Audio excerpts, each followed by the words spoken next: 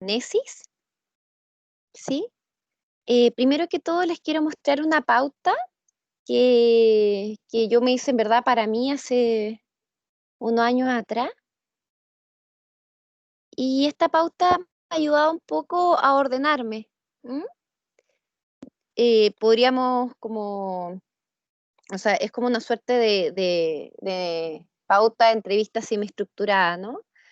Em, por supuesto, yo la ocupaba más que nada como orientación, ¿sí? No siempre uno alcanza a completar estas pautas en una primera entrevista. ¿M?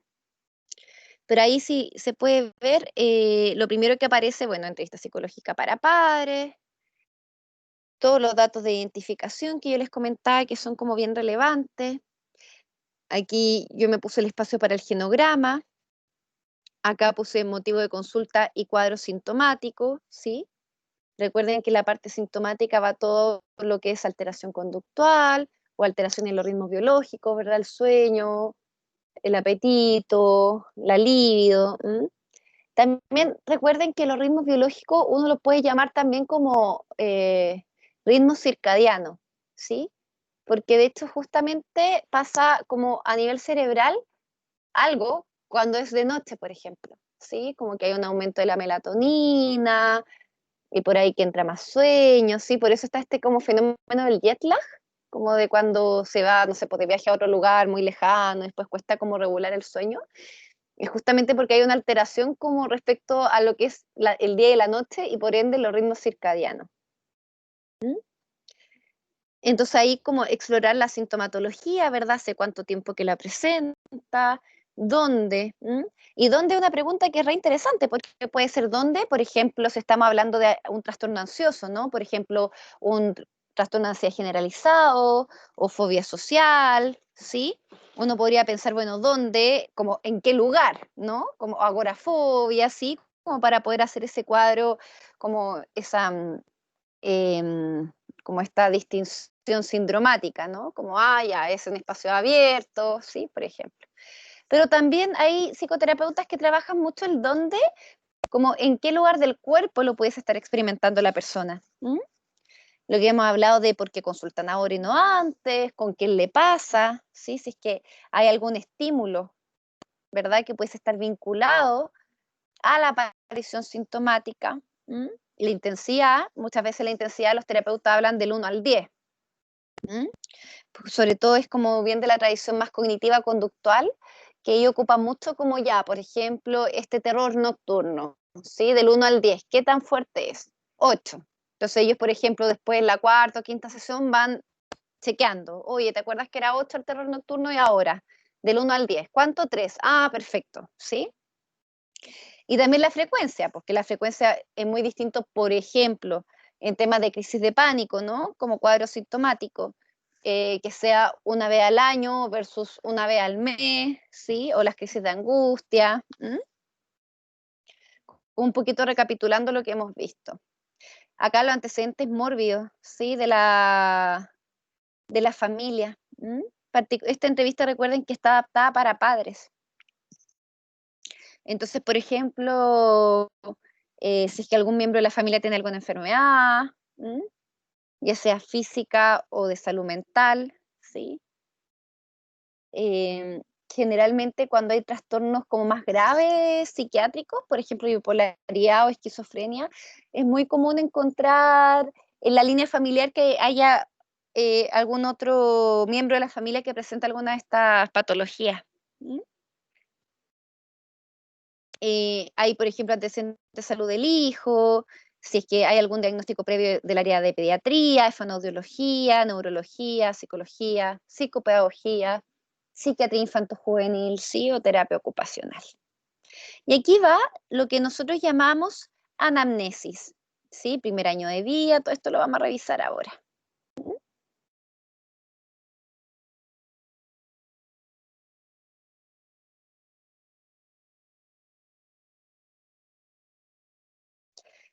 Entonces, como para finalizar esto de la entrevista, ¿no? Porque la anamnesis es parte de la entrevista, eso es lo que les quiero transmitir también. ¿M? Es importante que podamos como reconocer, bueno, quién me está diciendo el paciente, ¿no? Con lo que dice, ¿sí? Hay apartados que son ambiguos, hay aspectos que son necesarios para completar el mensaje, ¿sí?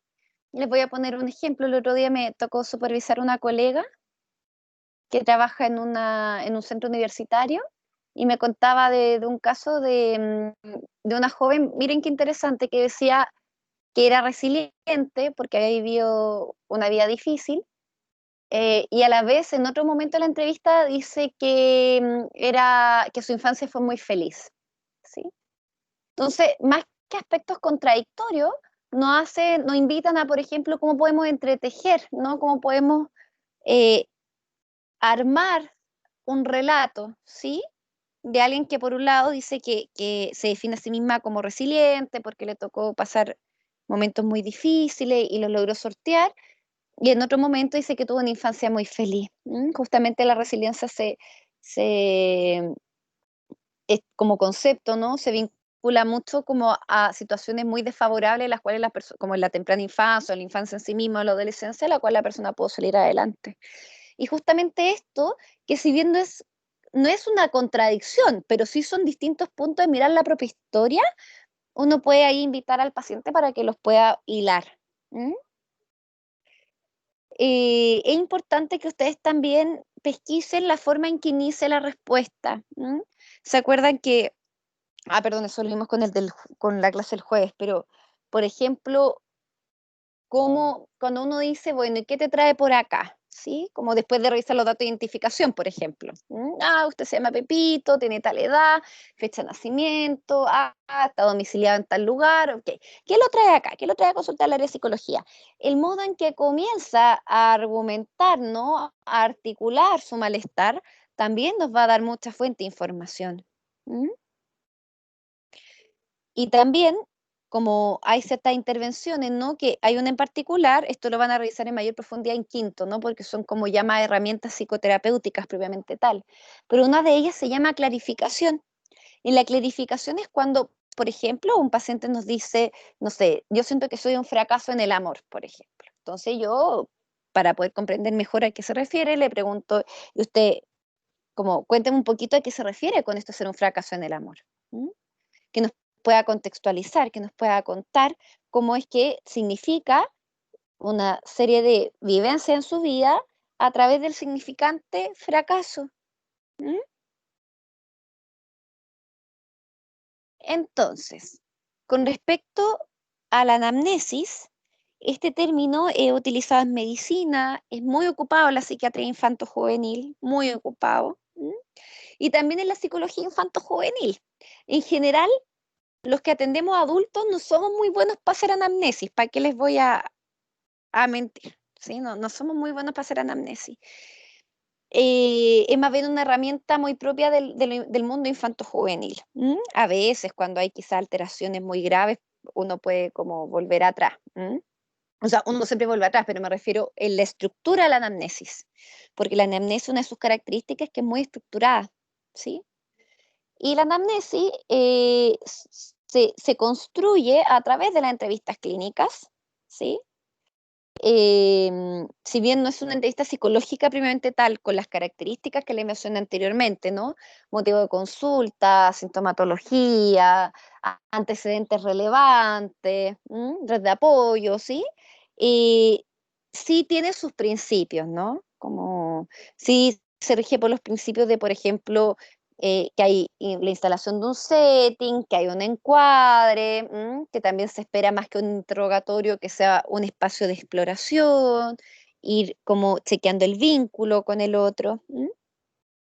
Entonces, la gracia de la anamnesis, quizá como diferenciándolo un poquito de la instancia de la entrevista, o más bien armando como cierta particularidad de la anamnesis, tiene que ver con que recopila información y datos bien detallados. ¿Mm? De la situación actual y también antecedentes de salud o enfermedad, ¿sí?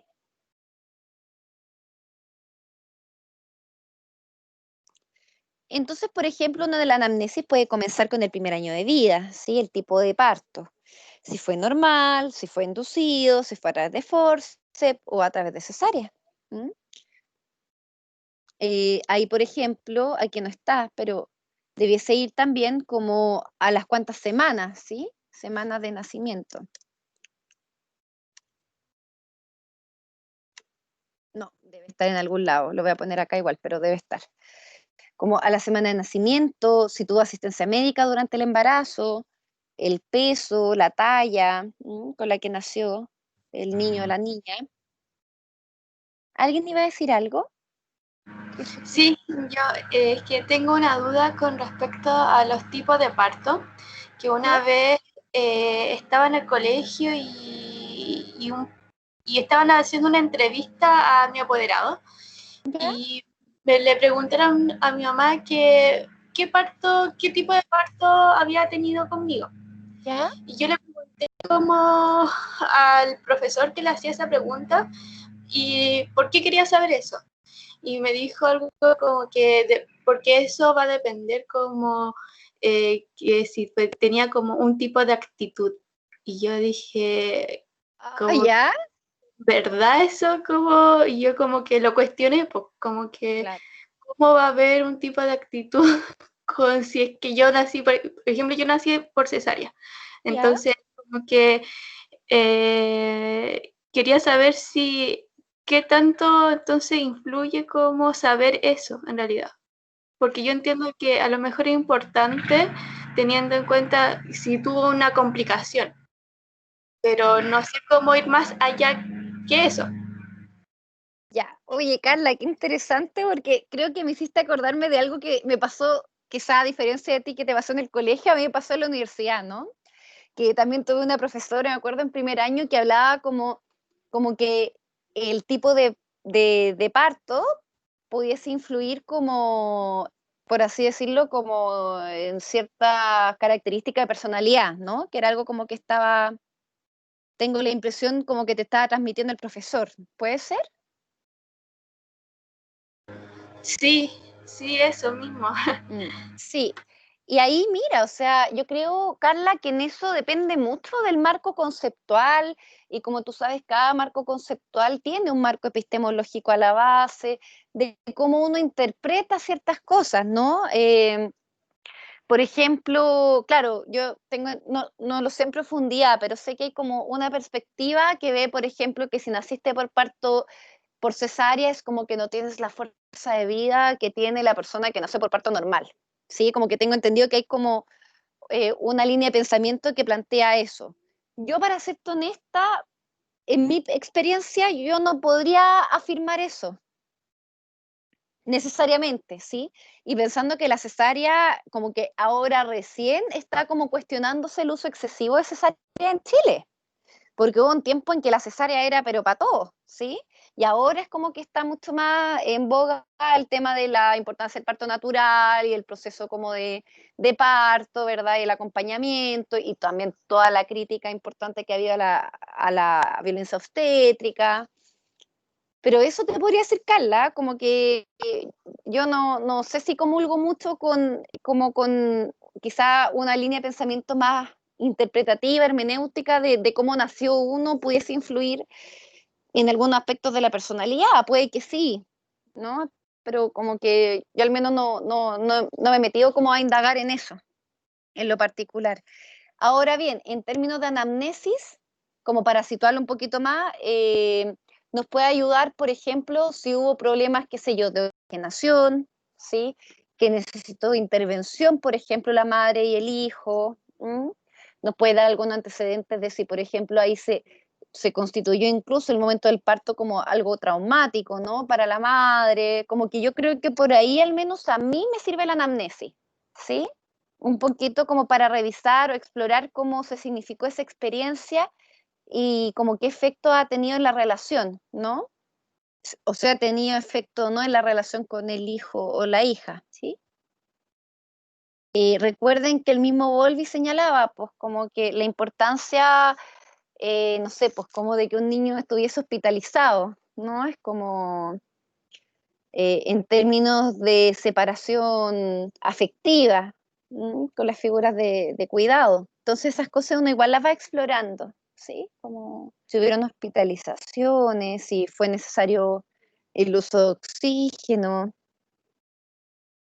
Yo creo que actualmente en nuestra área, un área como bien interesante para explorar experiencias, por ejemplo, de violencia obstétrica. ¿M? Eso. Con respecto a antecedentes durante el embarazo y el parto, ¿sí?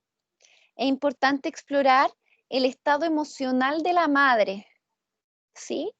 Es decir, en el momento del embarazo, ¿no? En qué momento de su vida estaba, cómo era la situación con la pareja, con el padre del hijo o la hija, con cómo era la red de apoyo. Yo insisto en la red de apoyo, para mí es como muy relevante en términos de mejoría en salud mental, como la posibilidad de contar con una buena red de apoyo.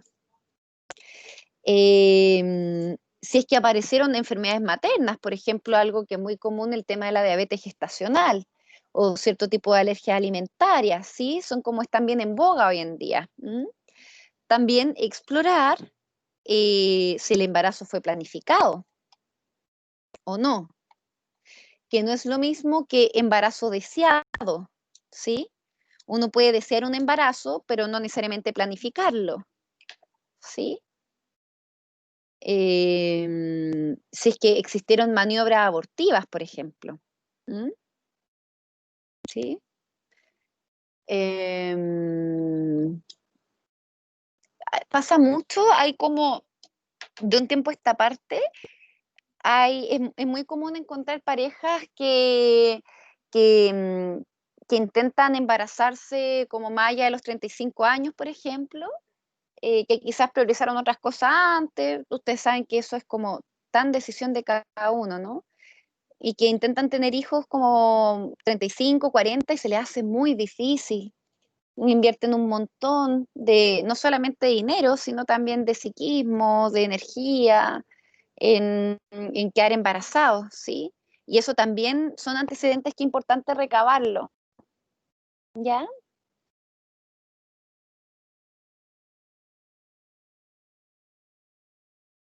Hasta acá, ¿preguntas? Profe, yo tengo una duda que, Dígame. por ejemplo, de nuevo en el trabajo, la parte de la anamnesis, ¿esta la tenemos que poner como punto por punto o si será como más que nada como lo que encontremos dentro de la serie o película? Tienen que inventarlo, Claro, pero entonces, por ejemplo, se pone punto por punto. Por ejemplo, primer año de vida, semana de nacimiento, tal todo cual. eso se tiene que poner. Sí, sí. Ya. Y quizá en la serie aparecen algunos datos de, por ejemplo, ¿tú de qué la vas a hacer, Ignacia? De Sex Education de Maeve. Ya, de la Maeve. Y perfecto, y ahí tú tienes un montón de antecedentes de la madre, ¿no? Entonces, Claro, claro, ahí tú te puedes ir imaginando, por ejemplo, no sé, pues como si tú entrevistaras a la madre de Maeve, ¿sí? Como, y y tú le preguntases, ya, ¿cómo fue su estado, cómo fue cuando tuvo a Maeve? ¿Sí? ¿Cómo se sintió apoyada o estaba más bien, no sé, pues, no percibía red de apoyo? Entonces ahí tú vas narrando. ¿M? Como la madre de Maeve, o no sé, pues en este punto, en antecedentes como durante el embarazo, la madre de Maeve refiere haber pasado sola el embarazo, del padre, no sé, sí, ahí como que tú vas rellenando al fin y al cabo, ¿sí? Porque claro. no alcanzamos a hacer una entrevista real, ¿sí? Pero al menos que ustedes sepan más o menos qué información se tiene que recolectar. ¿Mm? Ya, gracias. Súper. Entonces, también, claro, aquí estaba, como la semana de gestación, ¿sí? Tenemos los recién nacidos como en término, que entre la semana 38 y 42 de gestación. Em, Aquellos que nacen con menos de 38 semanas, ¿sí? Que ya están como en la línea de lo prematuro, ¿sí? O aquellos que nacieron ya con más de 42 semanas de gestación.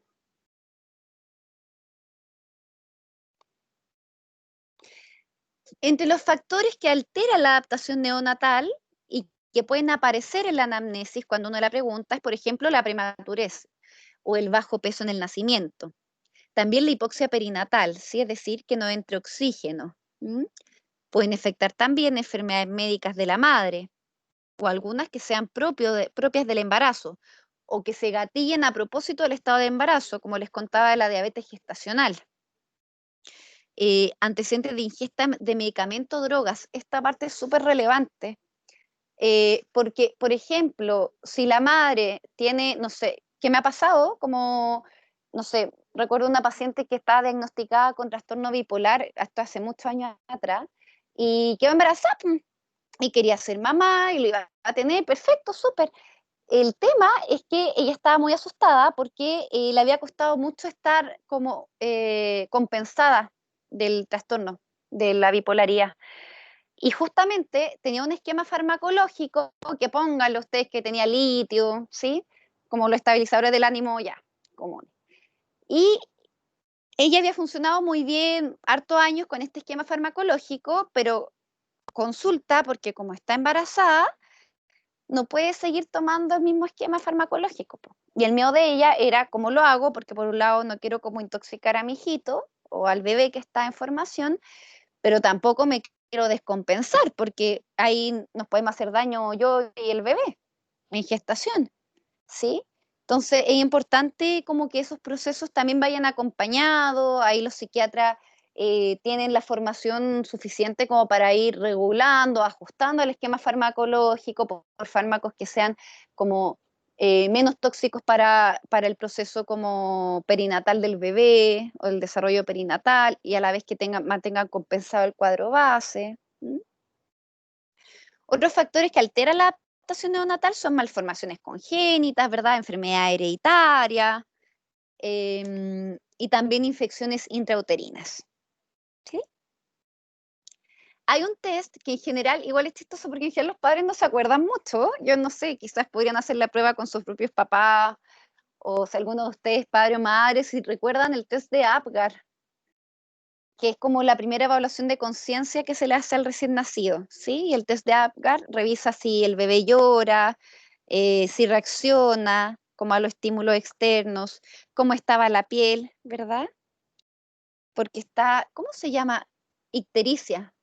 La ictericia, a ver, déjenme, para no estar hablando ese pescado, ictericia, ictericia neonatal.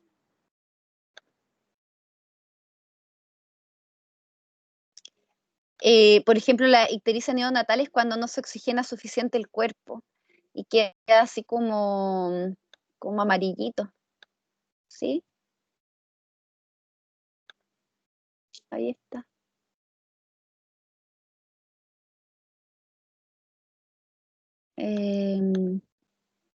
Y se hace como una valoración, ¿sí? Si está en perfectas condiciones o si requiere más bien control riguroso. Y ya cuando es como inferior a 3, técnicas de reanimación y riesgo vital. Lo más probable es que si hubo alguna alteración grave, los padres se acuerden del test de Apgar, ¿no? Pero si está entre 7 a 10, en general pasa como no hay mucha alteración. Con respecto al desarrollo temprano, nosotros ya revisamos, me acuerdo como hace 2 meses atrás, todos los aportes desde la psicología evolutiva. Recuerden que se esperan como ciertos hitos significativos en la vida de los niños, ¿sí? Que si bien tienen un orden, ¿sí? Como una secuencia genética que es invariante, por supuesto que van a existir diferencias individuales, ¿verdad? Y que van a haber ciertos momentos donde se espera como ciertos logros, ¿sí? Pero logros que también son más bien referenciales en términos cronológicos.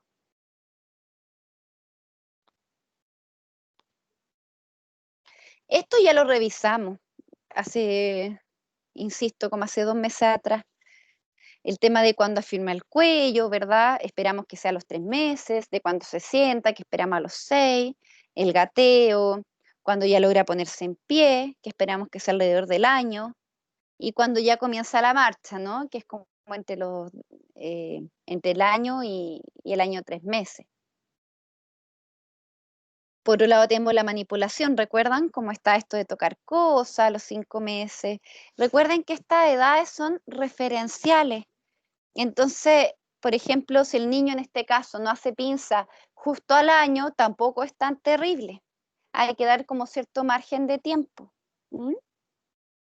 Yo creo que una de las relevancias de, como de estos hitos significativos, ya sea, por ejemplo, en el lado de la locomoción o del lado de la manipulación, es que nos van a ayudar también a pesquisar cómo podemos entregar una mejor estimulación.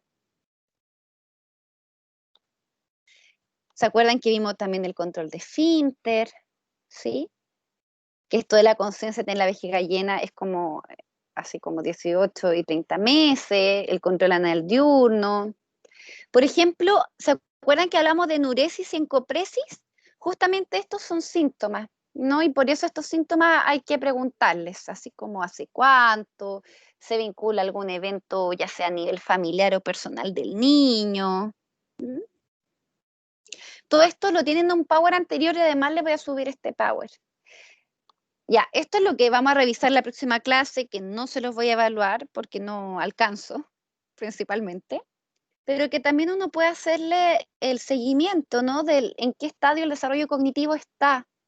Si está, por ejemplo, en el periodo sensorio-motor, donde toda la información proviene desde los sentidos, ¿verdad? Y desde la actividad motora. Si está, por ejemplo, el niño atravesando por el estadio preoperacional, ¿no? Característico de un pensamiento más bien concreto, de la línea de mi papá, ¿a qué hora llega tu papá? No a la casa, no, mi papá llega a la noche, ¿sí? Como, es un pensamiento más bien prelógico, es de carácter irreversible, ¿sí? Todo esto lo vamos a revisar con mayor profundidad la próxima clase. Está este estadio de operaciones concretas, ¿verdad? Que va entre los 7 a los 11 años, donde ya se instala cierta lógica y hay noción de reversibilidad y otras características que van a ir avanzando justamente hacia la fase de operaciones formales, donde ya se instala lo que es el pensamiento abstracto. ¿Mm? Recuerden que una forma, por ejemplo, rápida de evaluar el pensamiento abstracto puede ser preguntando en qué se parece, ¿se acuerda que lo hablamos una vez? Como en qué se parece una manzana a una naranja. ¿Mm? Si la persona les dice, no sé, ambas tienen, no sé, ay, no se me ocurre una respuesta concreta, ambas se comen, podría ser una respuesta concreta, ¿no? Versus que les digan ambas son frutas. Recuerden que el pensamiento abstracto permite que uno vaya de aquello hecho observable a una clasificación más como que uno pueda inducir, de un trabajo como inductivo de ciertos hechos de la realidad. También tenemos el desarrollo socioafectivo, que yo creo que eso lo abordamos como bien profundamente vinculado como a lo del apego también, ¿sí? Y ahí, por ejemplo, retomando con respecto a la motricidad, ¿no? Como uno pudiese preguntar, bueno, ¿cuándo comenzó la marcha? ¿Hubo gateo previo? ¿Usted pesquisó, por ejemplo, alguna dificultad en la motricidad gruesa o fina? ¿Cuál es la lateralidad, ¿no? Izquierda-derecha. ¿Qué tal la coordinación y el equilibrio, etcétera? Esas son como cosas que podemos preguntar en la anamnesis del área de motricidad. Del área del lenguaje, por ejemplo. Profe, disculpe, perdón, Sí, que le dígame. interrumpa. Sí, Esto sí. de motricidad y lenguaje, ¿esto igual lo tenemos que poner o esto lo va a pasar como porque obviamente es materia? No, pues lo tienen que poner, Ah, ya, es porque que la como he dicho que anamnesis. como el desarrollo cognitivo no lo teníamos que poner, por eso le preguntaba. Ah, ya, lo que pasa es que no le alcanza a pasar desarrollo cognitivo hoy día, pero sí, Ah, como ya. ya vimos motricidad, y de hecho tú puedes inventar que cuando comenzó la marcha de Maeve, por ejemplo, puedes decir, no, comenzó al año, ¿cachai? No necesitas todo el desarrollo teórico que tiene, por ejemplo, el desarrollo cognitivo de Piaget, porque al fin y al cabo el pensamiento nos basamos harto de los postulados de Jean Piaget. Ya, profe. Pero en motricidad tú puedes poner, ponte tú, no sé, Maeve comenzó a caminar al año, estuvo como gateando 2 meses previo, ¿verdad? No presentó alteraciones en la motricidad gruesa o fina, que son cosas Ignacia, que podemos inferir un poquito, ¿no?, de la motricidad de Maeve en la actualidad. No vemos que Maeve tenga algún problema en particular con respecto, por ejemplo, a la psicomotricidad. ¿Mm? Ella no se ve ni particularmente rígida, ni tampoco particularmente hipotónica, ¿sí? Sí, profe, gracias. El lenguaje, cuando se inicia, cuál es la primera, o sea, cuándo es la primera palabra, cómo fue estimulado la persona, quién estimulaba, existió alguna dificultad en el lenguaje, algún trastorno del lenguaje, ¿sí? Por ejemplo, alguna dislalia. ¿Mm? El llanto, ¿sí? El llanto como expresión no verbal del lenguaje. ¿Sí? Uno también puede preguntar cómo era el llanto, cómo lo calmaban, o de qué forma se calmaba mejor. Hay que ir con el esfínter, hay que dar contra el esfínter, cómo se le enseñó, cómo se adquieren estos logros, hubo castigo, ¿sí? No presentó enuresis o encopresis posterior a esto, como una vez alcanzado el control de esfínter. Descanso y sueño, duerme solo, si no es así, con quién duerme. ¿Mm? Ahí el cómo duerme tiene que ver, por ejemplo, el tema de, no sé, pues cuántas horas duerme, duerme de corrido o tiene algún tipo de insomnio, no sé, pues de mantención, por ejemplo. ¿En qué momento ocurre el cambio de la cuna a la cama? ¿Mm? Si es que hubo ese cambio también. ¿Mm? Horarios de descanso y sueño, ¿sí? A qué hora se acuestan, a qué hora se queda dormido, a qué hora se despierta, a qué hora se levanta, es súper distinto. ¿Mm? Por ejemplo, vemos en pacientes quizás como con algo de la línea más depresiva, que justamente se despiertan muy temprano, pero les cuesta mucho levantarse. Entonces es importante que usted igual precisen esa distinción entre acostarse y dormir y despertarse y levantarse. En términos de comunicación, ¿no? A propósito como de lo interrelacional que nos enseña la teoría del apego. ¿Cómo se enojaba cuando era bebé? ¿Sí? Tiraba cosas, o más bien se ofuscaba y se quedaba en un rincón, o empezaba a dibujar, ¿sí? Si es que se puede distinguir con otro tipo de emociones como la angustia, cómo los padres se dan cuenta que el niño o la niña necesita algo, ¿sí? Como a nivel afectivo. ¿Mm?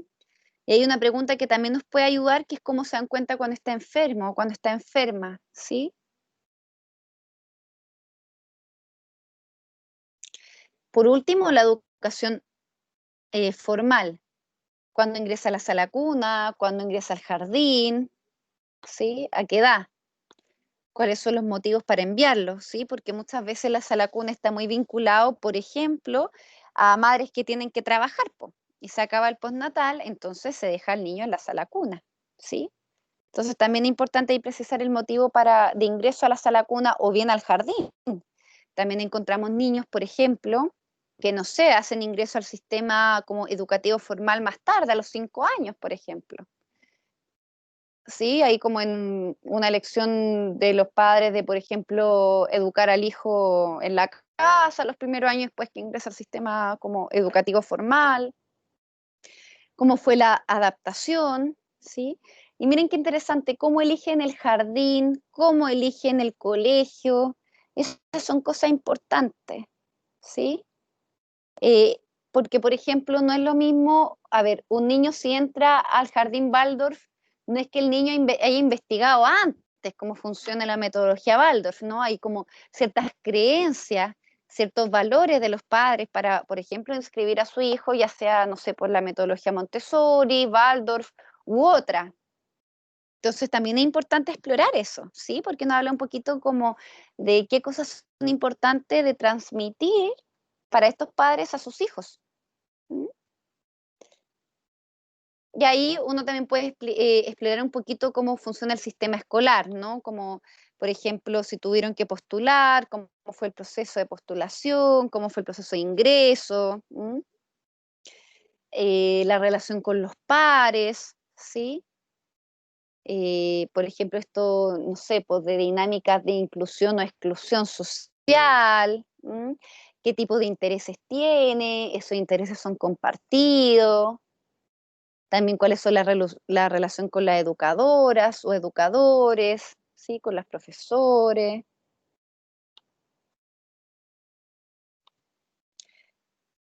Em, Acá aparece como información sexual, ¿m?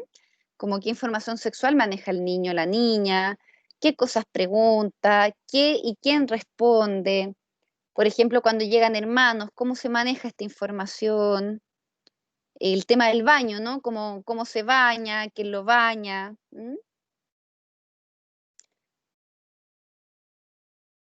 En el área del juego, cómo juega, qué juega, si es que hay un juguete o algún juego favorito, con quién suele jugar.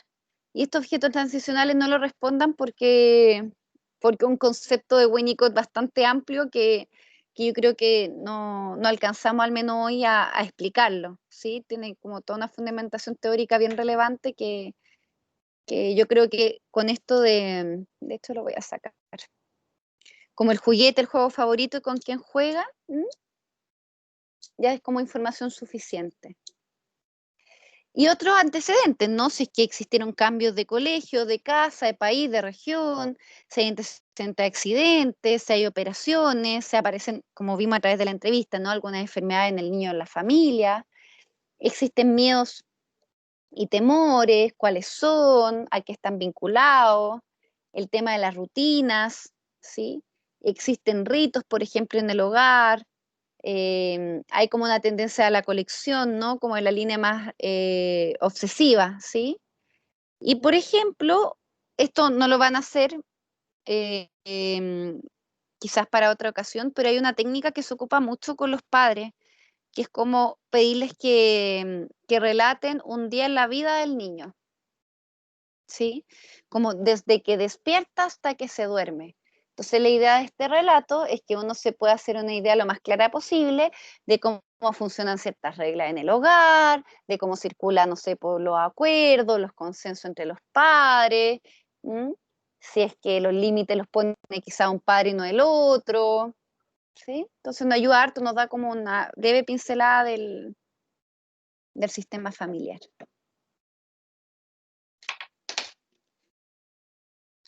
Entonces, por ejemplo, acá yo en mi apunte, es lo mismo que les pasé tipo de parto, si el hijo presenta alguna de las dificultades de nutrición, convulsión, enfermedad respiratoria, obesidad, traumatismo, meningitis, fiebre alta, hospitalizaciones u otra, antecedente del embarazo, si hubo algún problema del embarazo, situación emocional, ¿sí? Más o menos todo lo que revisamos, pero en modo como de anamnesis, así como muy estructurado, que al menos a mí en algún momento me ayudó harto. ¿M? Primeras palabras, primeras frases, ¿sí? Hay que el control de esfínter, sueño y descanso. ¿M? Es más o menos lo mismo que les pasé, solo que, mira aquí, cómo es la relación con el grupo de pares, cómo es la relación con los profesores o profesoras, le gusta a su hijo el colegio, ¿por qué? ¿Le gusta a usted el colegio? ¿Por qué? Eso pues, eso estamos con anamnesis. ¿Tienen pregunta o duda? Profe, Sí. ¿qué pasa en el caso de que por X motivo no se pueda entrevistar a los padres? ¿Esa información se pasa por alto o igual se le pregunta al paciente si recuerda alguno de esos datos? Daniela, mira, como comenté al comienzo de la clase, en general la anamnesis pertenece más bien al área infanto-juvenil, ¿ya? Y ahora se las voy a pedir en el trabajo porque la idea es que tengan como ciertas nociones de la anamnesis, pero en general uno esto lo explora con los padres, ¿m? ¿Sí?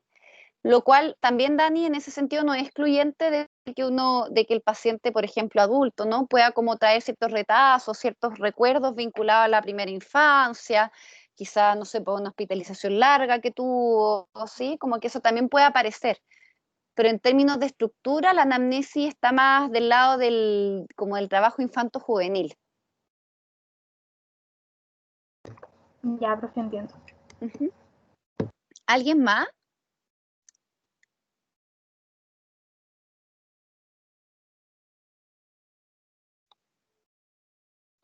Ya, pues, que estén muy bien,